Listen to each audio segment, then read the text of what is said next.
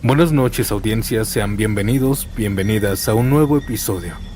Me alegra muchísimo tenerlos aquí, compartiendo otra noche juntos, porque hoy volvemos con un tema que a muchos de ustedes les encanta, por lo misterioso y aterrador que resulta este tema. Nunca salgas si ya estás acostado. Esta creencia, esta leyenda, si se puede decir así, está tomando mucha fuerza, así que si te interesa el tema, quédate. Apaga las luces, ponte cómodo, relájate. Y si estás haciendo alguna actividad, no te preocupes, aquí te acompaño. Mi nombre es Santiago, y estás sintonizando Estación Siniestra. Comencemos.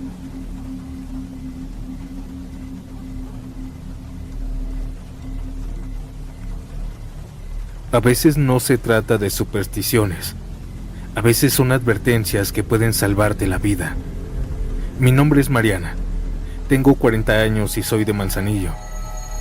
No sé si lo que voy a contarles sea una casualidad o algo más, pero desde esa noche entendí por qué mi papá siempre me decía, si ya estás dormida, ya no salgas, porque la noche no siempre te recibe igual.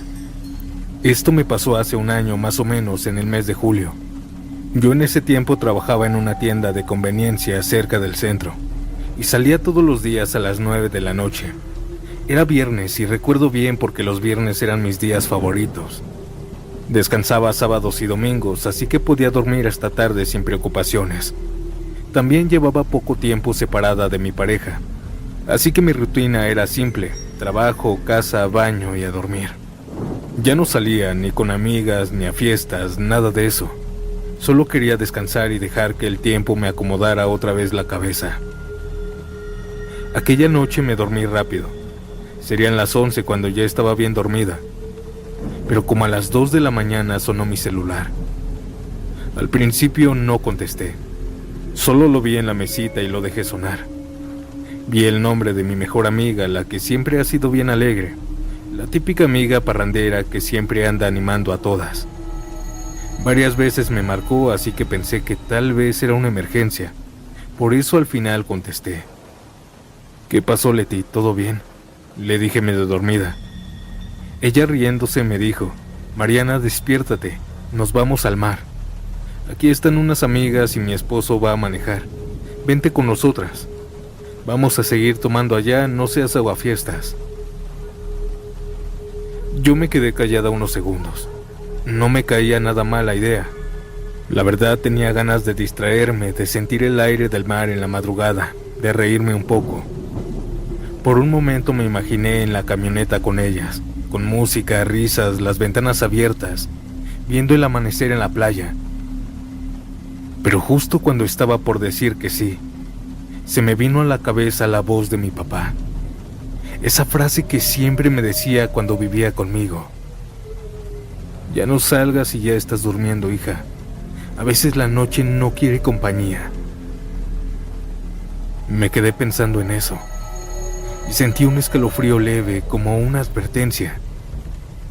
Así que con algo de pena, le mentí a mi amiga y le dije, no puedo, Leti, mañana trabajo temprano. Una mentirita piadosa. Ella insistió un poco, me dijo que no fuera aburrida, pero al final colgó riéndose. Yo me quedé un rato mirando al techo, pensando si había hecho bien el decir que no. Pasaron 5 minutos y otra vez sonó el celular. Era otra de las amigas, una que yo apenas conocía. Contesté y me dijo, ándale, Mari, vente, si ya estás despierta, no seas amargada. Va el esposo de Leti manejando, él no está tomando.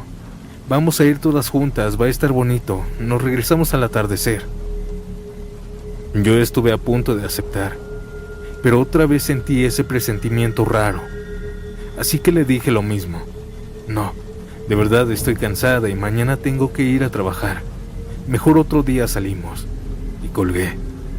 Apagué el celular, lo puse boca abajo y volví a dormirme. Al día siguiente, sábado por la mañana, me desperté como a las 9, descansada. Encendí el celular y vi varias llamadas perdidas. Todas minutos después de colgar. Era Leti. Intenté marcarle, pero ya no contestó. Pensé que se le había acabado la pila o que andaba cruda o que se le había perdido el teléfono. no le di tanta importancia. Pasaron los días, el domingo, el lunes, y nada. No contestaba ni los mensajes ni las llamadas. Yo empezaba a preocuparme, pero también pensaba que quizás se había enojado conmigo por no ir. El miércoles, ya estando en el trabajo, me entró una llamada de un número desconocido. Contesté sin pensarlo. Era la mamá de Leti. Se le notaba la voz temblorosa y me dijo: «Eres Mariana, ¿verdad?». «Sí, señora, dígame». «Soy la mamá de Leti. Solo quería saber si ya te enteraste». Le dije que no, y entonces ella empezó a llorar, tanto que apenas podía hablar. Entre sollozos me contó que su hija, junto con las amigas y el esposo, sí habían salido esa madrugada rumbo al mar, que iban tomando desde antes de salir, y que el esposo, aunque decía que no tomaba, al final sí había tomado con ellas. En el trayecto, en una curva de la autopista hacia el mar, el hombre perdió el control. La camioneta se salió del camino y cayó por un voladero. Los encontraron hasta el fondo el martes por la tarde. Estaban hasta abajo, sin vida. Todos murieron. Las 5 muchachas y el esposo. Ninguno sobrevivió. Yo me quedé helada. Sentí que la sangre se me bajaba. Tuve que recargarme en la pared para no caer. No podía creerlo. Mi amiga, con la que había hablado apenas unos días antes, estaba muerta ahora. Colgué sin decir nada. Me fui al baño del trabajo y lloré como nunca. Me temblaban las manos y lo único que pensaba era en esa frase de mi papá. Esa frase que me salvó la vida. Si no fuera por eso, por recordarlo justo en ese momento, yo hubiera estado ahí, en esa camioneta, riendo, cantando, y después nadie me habría vuelto a ver. Hoy, un año después, tengo una pareja nueva, un hombre bueno que me cuida y me respeta. Sigo viviendo aquí en Manzanillo, y cada noche antes de dormir, le agradezco a Dios y a mi papá por esas palabras. Si ya estás durmiendo, ya no salgas. Puede que sea la muerte llamándote. No sé si fue una advertencia del cielo, una coincidencia o simple instinto, pero lo cierto es que me salvó la vida.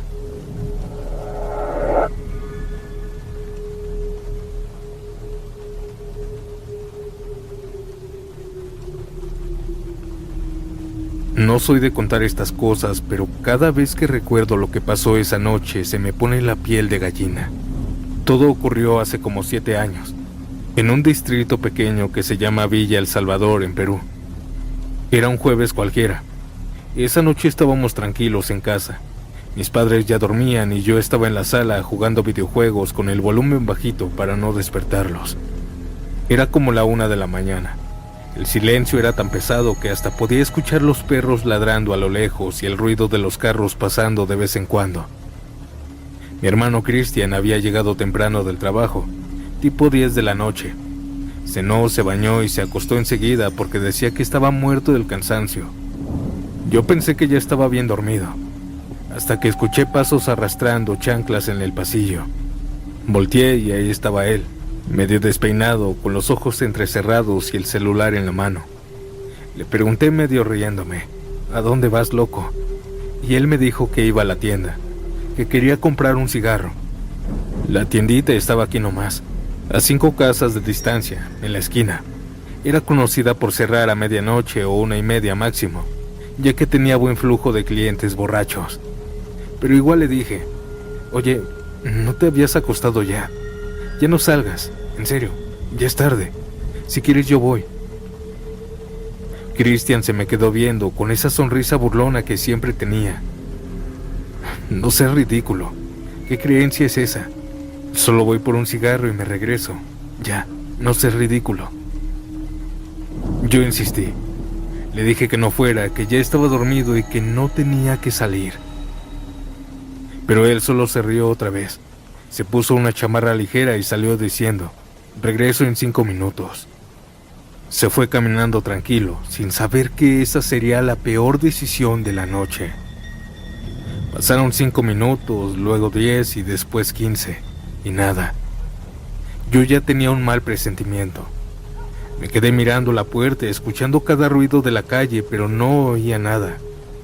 Apagué el videojuego, me puse las sandalias y justo cuando estaba a punto de salir a buscarlo, alguien comenzó a golpear la puerta con desesperación. No era un toque normal, eran golpes secos, fuertes, acompañados de gritos. Y lo peor, era la voz de mi hermano. «Ábreme, ábreme por favor, ábreme». Todos en la casa se despertaron del susto.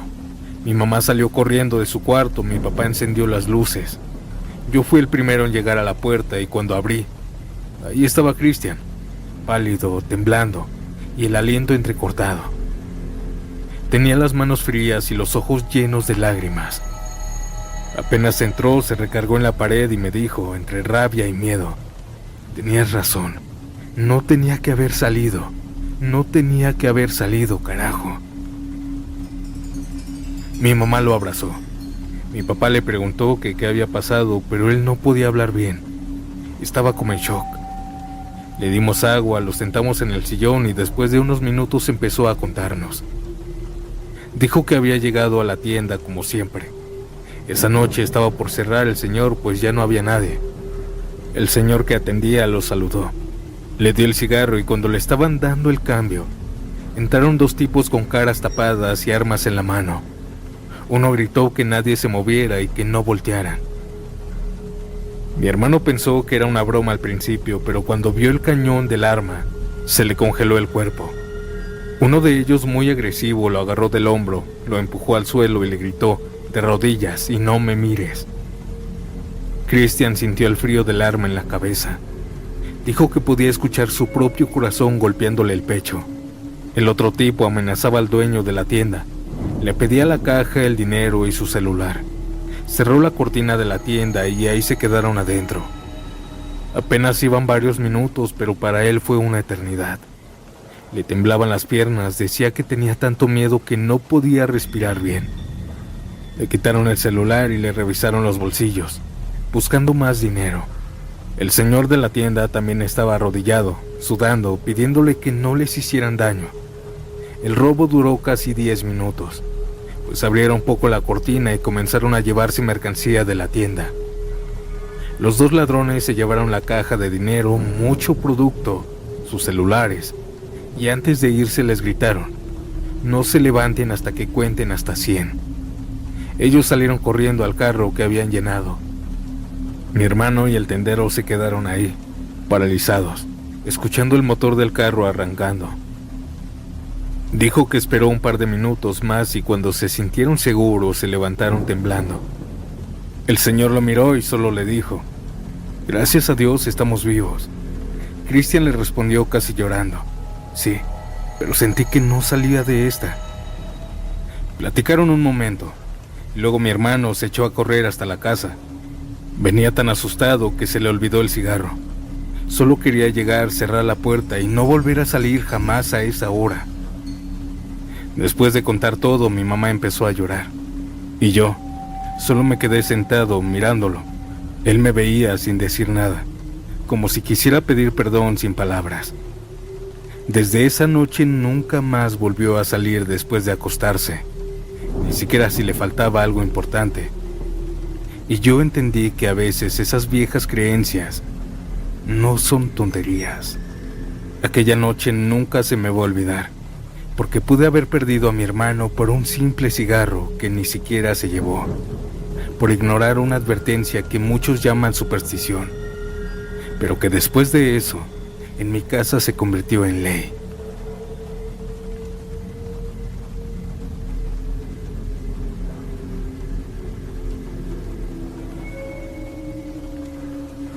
No siempre salir después de estar acostado lleva a tragedias.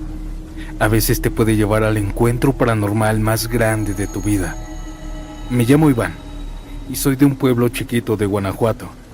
Aquí las calles todavía son de piedra y por las noches solo se oyen los grillos. Un pueblo pequeño. Esto que voy a contarles le pasó a mi tía Lili, allá por el año de 1994, cuando ella tenía apenas 18 años. Y aunque ya pasaron muchos años, en la familia todavía se habla de esa noche como si hubiera sido ayer. Mi tía Lili en ese tiempo estaba de novia con su actual esposo. Se llama Samuel. Tenía la misma edad. Y se querían de verdad, pero había un problema. Los papás de mi tía no lo querían porque él venía de una familia humilde, de campo. Y los de mi tía se creían más por tener tiendita y tierras. Cosa que a mi tía no le importaba. Así que ellos se veían a escondidas, casi todas las tardes en lugares donde nadie los veía, a veces detrás del panteón, otras veces en un puente viejo que había en el pueblo. Apenas llevaban 2 meses de novios, pero ya estaban muy encariñados. Una tarde, como a eso de las 3, mi tía lo estaba esperando en ese puente donde siempre se veían. El sol estaba fuerte. Mientras lo esperaba, llegó uno de los amigos de Samuel. Le dijo que venía a darle un recado, que Samuel no podía verla, pues sus papás de ella ya se habían enterado de que seguían viéndose a escondidas. Mi tía se puso triste, bajó la mirada y se fue regresando despacito a su casa. Cuando llegó se armó el lío. La estaban esperando sus papás. La regañaron muy feo y la encerraron. Le prohibieron salir por 1 mes. Esa noche ella cenó poquito. Barrió su cuarto, dobló su ropa y se durmió temprano, como a eso de las 8 de la noche, porque en ese tiempo uno no se desvelaba. La casa de mis abuelos era muy grande. El terreno era inmenso. El cuarto de mi tía quedaba justo pegado a la calle y tenía una ventana algo grande, como de 1 metro. Como la habían castigado, le cerraron la puerta con llave para que no saliera. Pero a medianoche algo la despertó. Escuchó 3 toquidos en la ventana. Primero pensó que había soñado, pero los volvió a escuchar. Se levantó despacito, descalza, y al asomarse vio una figura afuera. Estaba parada junto a la ventana. Era Samuel, su novio. Estaba montando en su caballo con una sonrisa cansada, y le dijo en voz baja: «Lili, sal, vamos a dar la vuelta. Te tengo una sorpresa en mi casa». Ella se asustó y le dijo que no podía salir, que la estaban castigando, que sus papás la habían encerrado y que si la descubrían, se acababa todo. Pero Samuel insistía, hablándole bonito. «Ándale, nomás un ratito. No te va a pasar nada, te prometo que te regreso antes del amanecer. No se van a dar cuenta». Mi tía dudó un momento, pero al final cedió. Se puso un suéter y estaba haciendo mucho frío. Se arregló el cabello rápido y se empujó por la ventana con cuidado para que no hiciera ruido. Samuel la ayudó a salir y la subió al caballo con cuidado. La casa de Samuel quedaba en el otro pueblo. No estaba lejos, a unos 10 minutos cabalgando. Pero el camino era feo, eso sí. Un camino solitario lleno de árboles, barrancas y parcelas abandonadas. No habían faroles en ese tiempo, ni casas, ni nada. Solo se alumbraban con una linterna de mano. Al principio todo iba bien, pero cuando salieron del pueblo y ya iban a medio camino de aquel tramo solitario, mi tía empezó a escuchar algo. Decía que eran pasos humanos. Al principio pensó que eran los cascos del caballo, pero no. Esos pasos se escuchaban junto a ellos, corriendo al mismo ritmo. Samuel también los oyó. Se miraron sin decir palabra. La noche estaba tan oscura que no se veía nada, pero era imposible no ver a quién se escuchaba junto a ellos. Los pasos seguían, pegaditos. Samuel alumbraba hacia los lados, pero no se veía nada. Así que aceleraron el paso por miedo. El caballo empezó a correr a gran velocidad. Mi tía se agarró fuerte por el miedo a la velocidad. Pero aquellos pasos corrían igual de rápido que el caballo. Era imposible.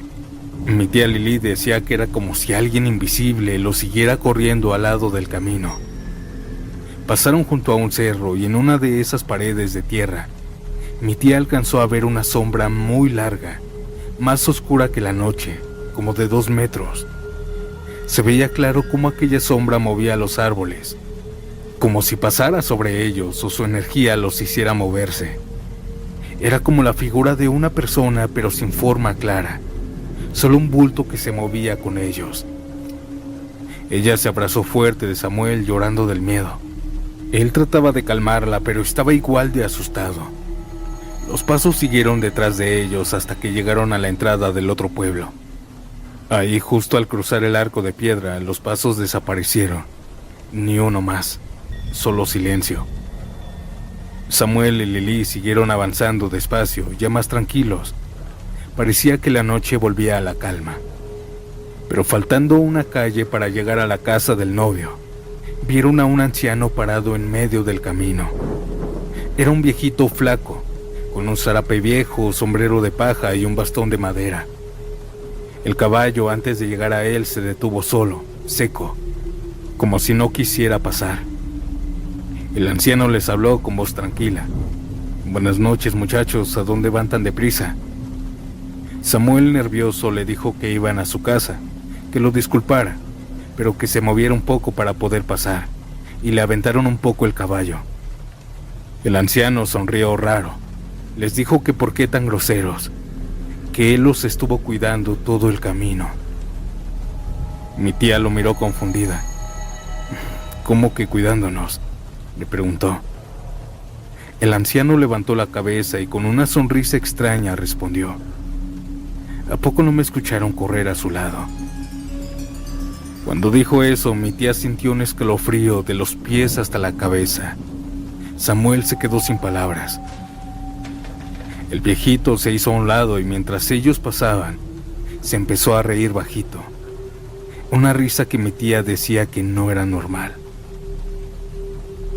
Ya cuando estaban a unos metros, el anciano gritó con una voz ronca. Para la otra los dijo que se los lleve el diablo. Esa noche mi tía no regresó a su casa.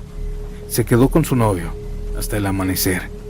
Y al día siguiente aceptó el castigo sin decir una sola palabra. Nunca más volvió a escaparse. Pero lo más raro es que, según cuentan los vecinos y Samuel, mi tío Samuel, que ese anciano nunca más volvió a aparecerse por el pueblo.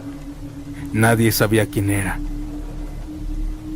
Mi tía siempre dice que no sabe si fue un espíritu o un ánima o algo más, pero que desde esa noche cree en la creencia de no salir después de estar acostado, porque tal vez uno no siempre encuentra la muerte, pero sí algo que no pertenece a este mundo.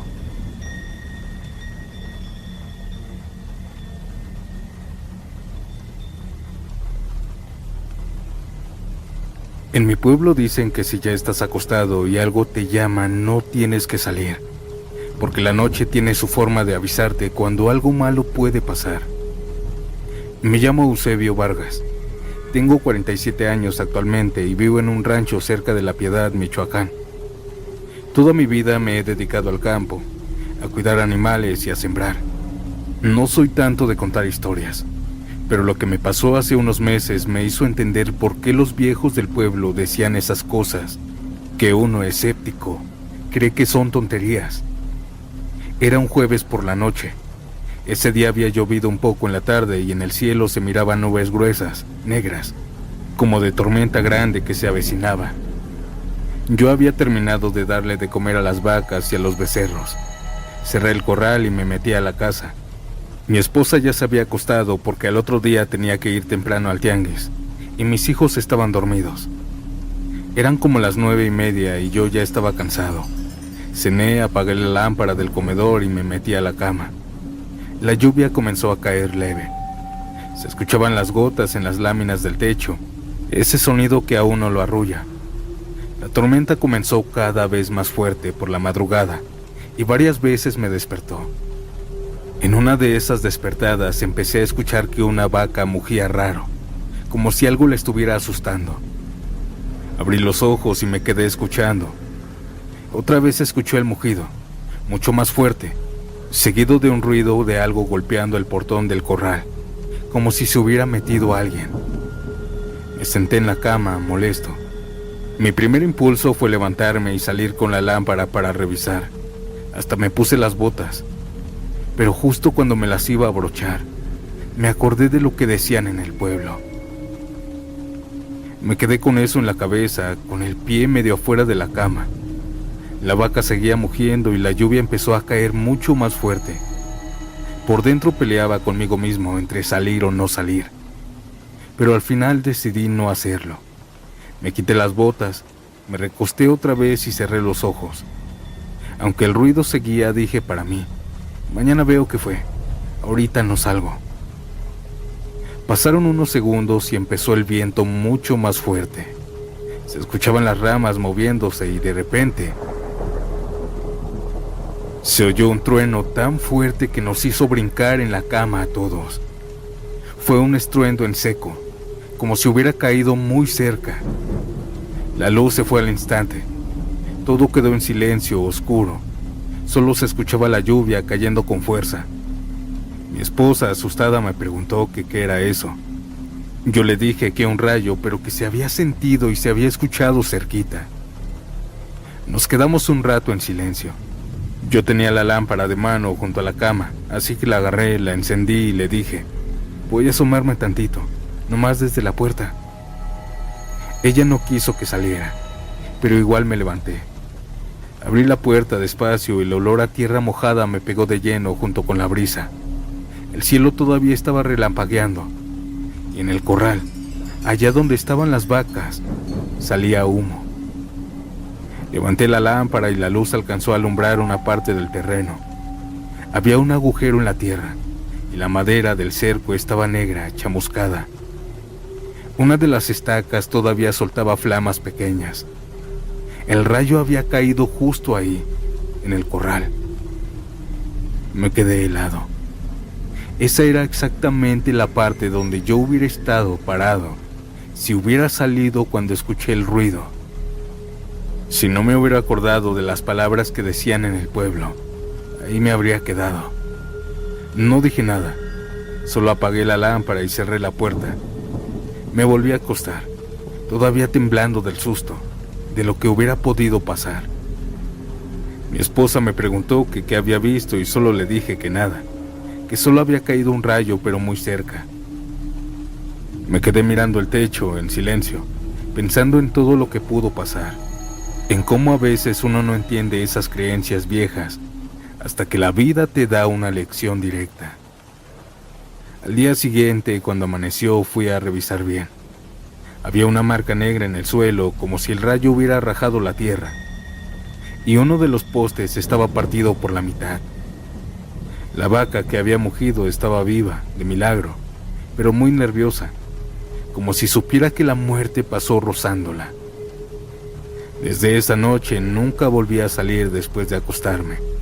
Si algo pasa afuera, espero hasta el amanecer.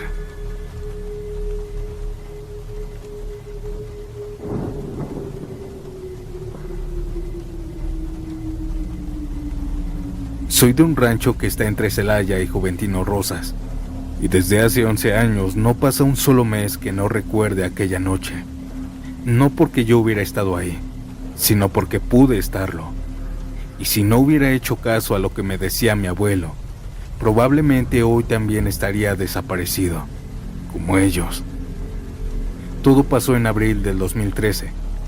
Era viernes y yo había trabajado todo el día ayudando en una bodega de granos. Regresé a casa cansado y me acosté temprano. Eran como las 10:30 de la noche cuando me quedé completamente dormido. Andaba en mi quinto sueño cuando sonó mi celular. Era Toño, uno de mis primos más cercanos. Contesté medio dormido y me dijo emocionado: Oscar, cáele a la casa del güero. Va a haber una reunión grande, trajeron carne asada, chelas. Va a estar bueno, vente para acá. Yo le respondí que no, que yo ya estaba acostado y que mañana me iba a levantar temprano, pero me insistió: no seas amargado, hombre, nomás un rato, vamos todos, el güero, el pato, el meno. Somos como 15 personas. Paso por ti en 10 minutos, ¿te parece? Me quedé callado, dudando. A mí también me daban ganas, no les voy a mentir. Era joven, tenía energía y siempre me gustaban las fiestas de rancho. La música en vivo, el olor a carne asada, la tierra levantándose bajo las botas mientras bailabas. Así que me arreglé. Estaba a punto de salir, pero mi papá me escuchó. Me comenzó a decir que ya no tenía que salir. Yo le dije que nada más iba a ir un rato con mis primos. pero él comenzó a decirme muy angustiado que ya estaba durmiendo, que ya no tenía que salir, que tenía que quedarme a descansar hasta que mi ángel de la guarda volviera conmigo. Solo me reí, pero decidí hacerle caso, pues mi papá muy pocas veces se comportaba de esa manera. Le marqué a Toño y le dije que no iba a ir, que fueran ellos, que yo me quedaba. Se burló un poco, me dijo abuelito y colgó. Abracé a mi papá, él me dijo que muchas gracias y me metí a mi cuarto. Me volví a dormir. A la mañana siguiente todo estaba tranquilo. Así pasaron los días. Una mañana fui al campo a ayudarle a mi papá y cuando regresé al mediodía había varias patrullas pasando por la calle del Güero. No me imaginé nada raro. Pensé que era algún pleito. Pero en la tarde me llegó la noticia, no de mi familia. Ellos todavía no querían hablar del tema. Una señora vecina con la cara pálida me dijo: ¿supiste lo de la casa del Güero? Le pregunté que qué había pasado y solo me contestó: desaparecieron todos. Se me hizo raro, así que comencé a preguntar, pero no sabía tanto. Fui corriendo a la casa del Güero donde había sido la fiesta. Ahí estaba la policía, investigando. Lo poco que vi fue el portón que estaba abierto, el asador apagado, la mesa vacía. Habían vasos tirados, pero no había nadie. Su negocio estaba cerrado desde hace días. Los vecinos dijeron que la música se escuchó hasta la madrugada y que después hubo un silencio total. Pero un señor comentó algo. Dijo que vio cómo todos se fueron caminando hacia el monte, como si fueran a seguir la fiesta allá, pero nunca regresaron. Las autoridades buscaron durante semanas, helicópteros, perros, gente del pueblo, pero nada, ni rastro, ni ropa, ni huellas. Era como si el monte se los hubiera tragado. Yo no podía dejar de pensar que pude haber estado con ellos. Así pasaron los años sin saber de mis primos, de sus amigos, de todos ellos. Con los años empezaron los rumores, que el Güero había hecho una promesa con alguien, que en esa fiesta habían aparecido hombres vestidos de negro, que ellos se los llevaron a todos. Pero la versión más común, la que más miedo da, es que algo los llamó, que esa noche la fiesta no era para ellos, que esa noche la fiesta eran ellos, y que por eso nunca volvieron. Han pasado más de 11 años. Sus familias todavía los recuerdan, y cada tanto algún campesino dice haber escuchado gritos lejanos en el monte, como si allá en medio de la nada, la fiesta siguiera. Mis tías han ido a investigar, pero no encuentran nada, así que no puedo decir si es cierto o es verdad que suceden esas cosas. Yo no me acerco, y a pesar de todas esas extrañas cosas paranormales, entiendo que esa noche algo me protegió. Tal vez las creencias, tal vez fue el miedo, no sé. Solo que si me hubiera levantado, yo también hubiera caminado hacia ese monte. Esta fue la historia de mis primos, audiencia. Tómenlo como gusten. Algo paranormal, algo extraño. Quizá alguien se los llevó o solo se perdieron, o alguien los desapareció. ¿Quién sabe? En el monte se ocultan muchas cosas extrañas. Buenas noches a todos.